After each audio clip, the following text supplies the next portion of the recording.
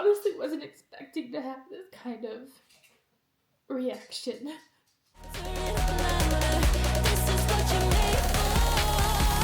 You just gotta be fearless.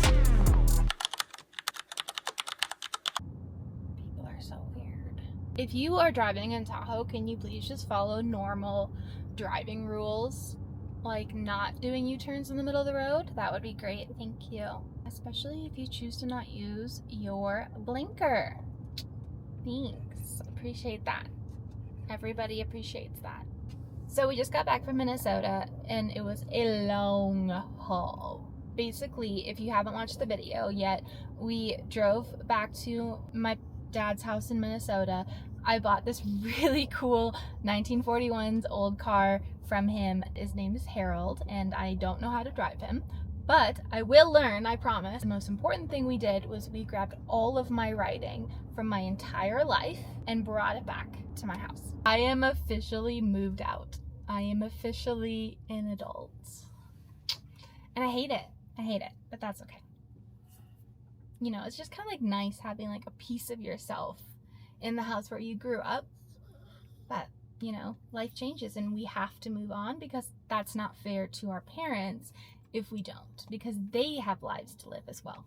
But that's a tangent. I was talking to Scott about it. And that trip that we went on wasn't about the car.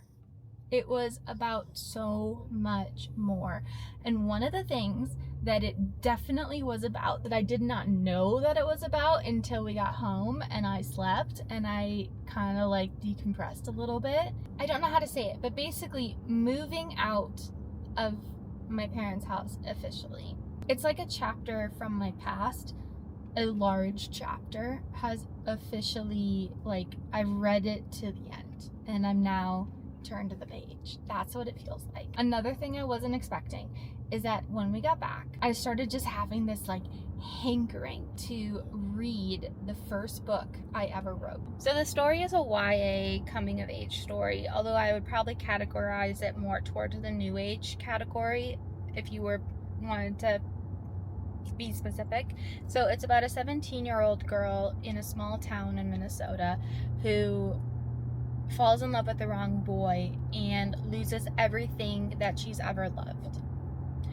In response to losing everything she's ever loved, she dares her ex-boyfriend to die with her slowly. And that's where the story begins. Her mom finds out and ships her off to spend the summer between her junior year and her senior year with her persnickety aunt, uncle, and small cousin in California. Once she gets to California, she falls in with a surfer party crowd. And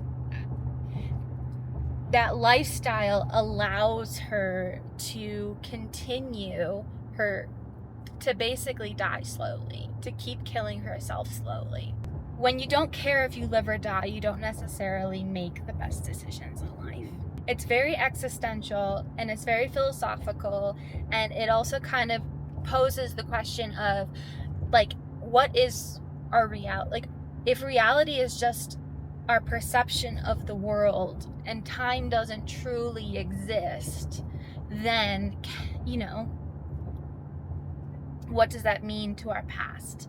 So she spends the summer in this suspended reality that she creates for herself, where she can go back in time and hold on to these memories. And she's faced with this decision, and it is the highest stake decision that any human ever can make.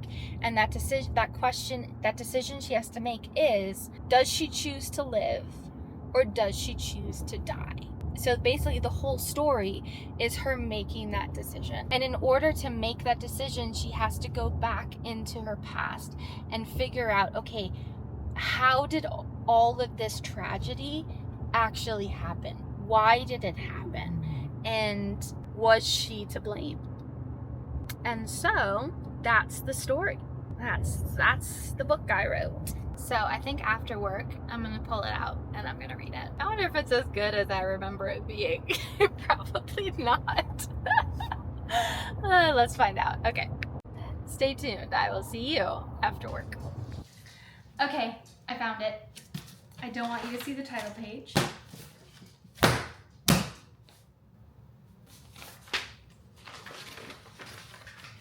Look, I signed it. You will not be able to accuse me of using AI because I have decades, literally a decade and more, decades of proof. Oh, all right.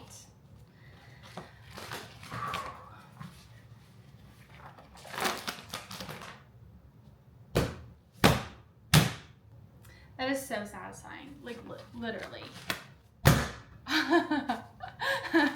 I wrote that. I wrote all of these words. These are my words. Like causes like an earthquake. Just kidding. Okay, so I am going to read this now. Okay, so full disclosure, I am going to read this on my phone because it's going to be a million times easier. Okay, stay tuned. So I stayed up until midnight reading my book.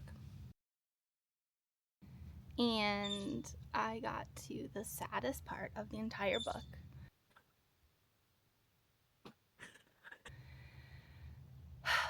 And I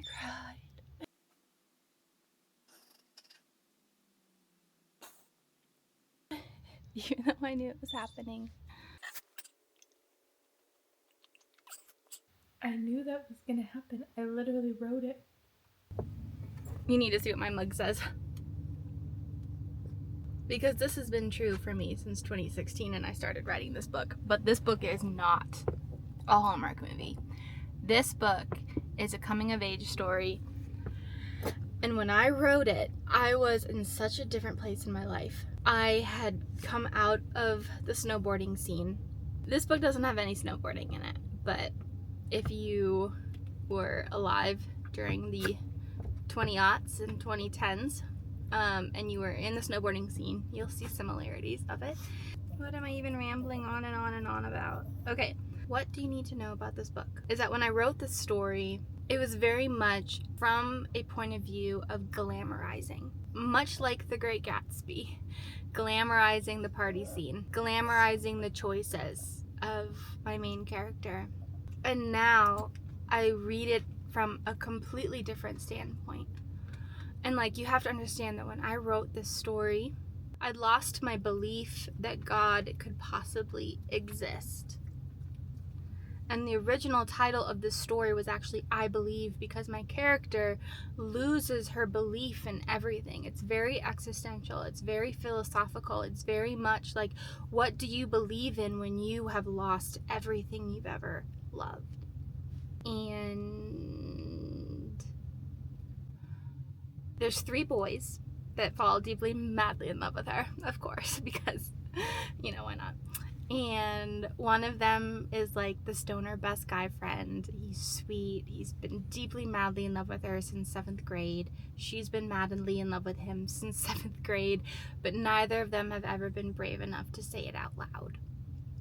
And then you have the bad boy who comes into town and he drives an old 70s Mustang and he skateboards and he sags his pants. He's got green eyes and he runs his hands through his thick brown hair and smokes cigarettes and just so rebellious, but very sweet. Like, the way he loves her is sweet. It's very high school in like the best possible way. And then there's the third boy. He is a surfer and he loves her so deeply in her lowest moments. Like, he's trying to like convince her, like, no, don't go party with my friends, come surfing with me, like, make better decisions. But she always makes the wrong choice, and yet he still loves her and he doesn't control her. Like, they're on the beach, him and his friends, and one of his friends is a girl, and she's like, hey, come on, let's go drink some champagne and go to this bar that I can get into. And he's like, why would you go do that? You literally came here to come surf, and like, you're not even gonna go into the water. Like, why would you do that? You should come surfing. It's 8 a.m. Like, make a better life choice. And she's like, don't control me, I'm gonna go do whatever I want. And the funny thing is that it's like the thing she says is just like so much what society has taught us to say in those moments. Like, it's how we have always justified bad choices in our lives. It's the same argument. No matter what the choice is, if it's a bad decision, you're gonna be saying the basic same things. That is crazy. But he still loves her.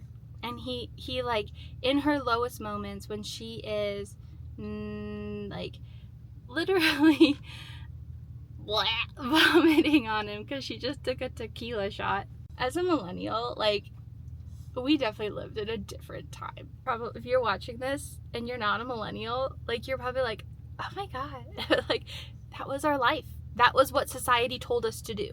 It was to take tequila shots until you could not take them anymore. Anyways, and he's like so sweet, and he's like always like protecting her, and not in a controlling way. And he's literally just like, please just make a better decision. But then she doesn't.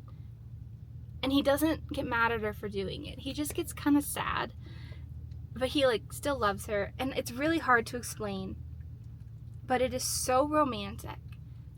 And it is literally just like heartbreaking to watch her make these horrible decisions.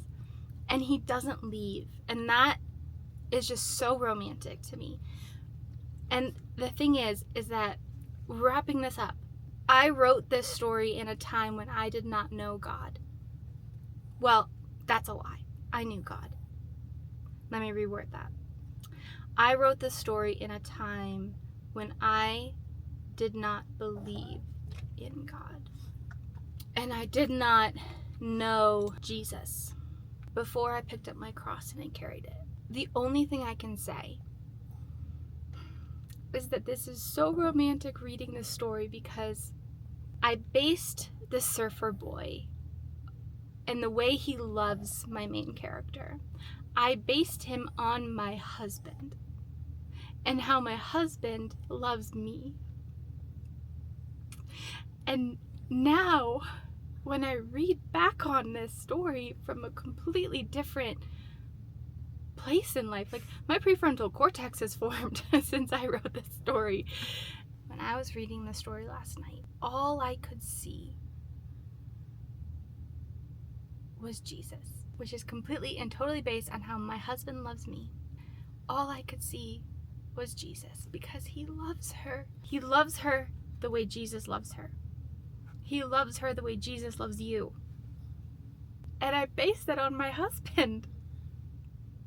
Which is that's the goal, right? That's the point of marriage, is to fall in love with somebody who loves you the way Jesus loves you.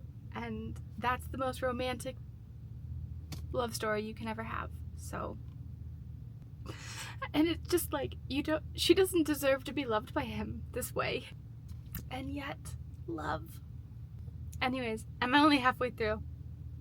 But I've stayed up till midnight 2 nights in a row now. And I can't put it down, and I can't stop thinking about it. And I think that this is a lot deeper than just an author being intrigued by her own story. I think that there is something here. And you have to trust the timing in your life, because I have been avoiding this book for 10 years. This is the book where I went and I queried it in person at an event, like a literary author event, with literary agents. And 2 literary agents requested a full manuscript. And I did not send it. That is this book. And it's so romantic, and I'm only halfway through, and it's so sad.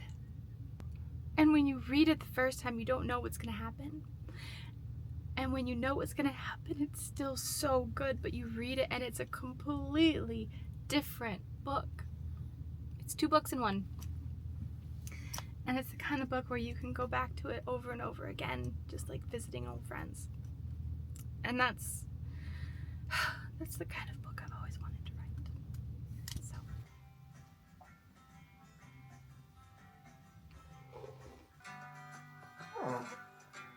If I knew the way, I would take you home. I know.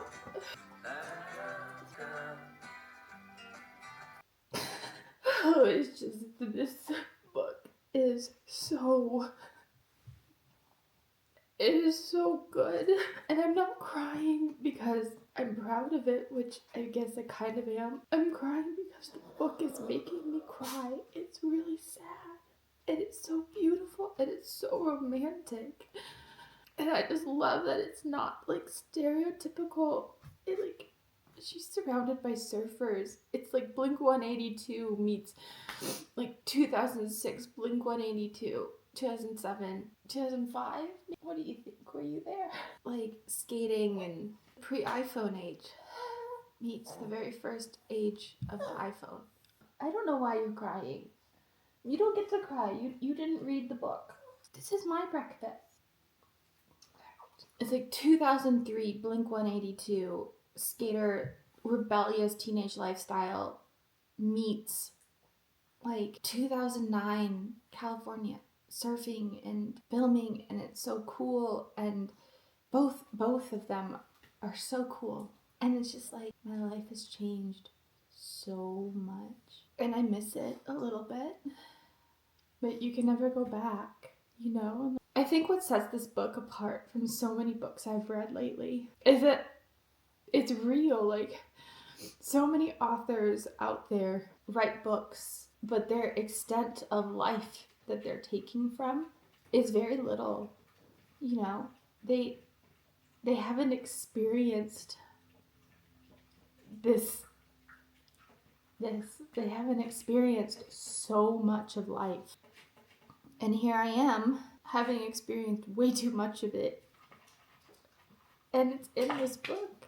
I wrote this book from like a glamorized point of view. Like, I was glamorizing it.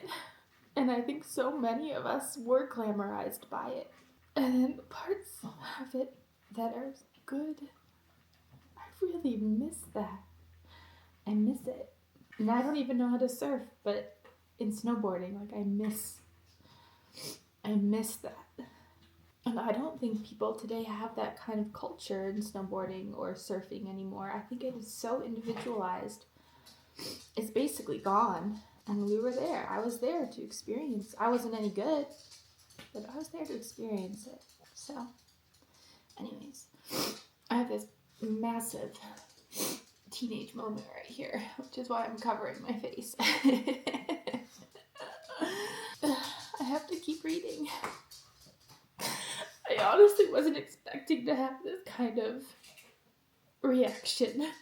I'm really glad I haven't sent this in yet. Like, it definitely, needs some work. And I think that the ending that I know is coming, it isn't quite right. It's too perfect. It's too set in.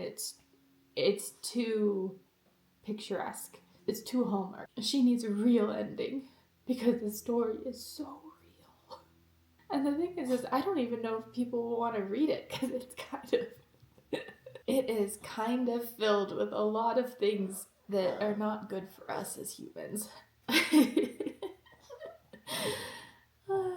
Yeah.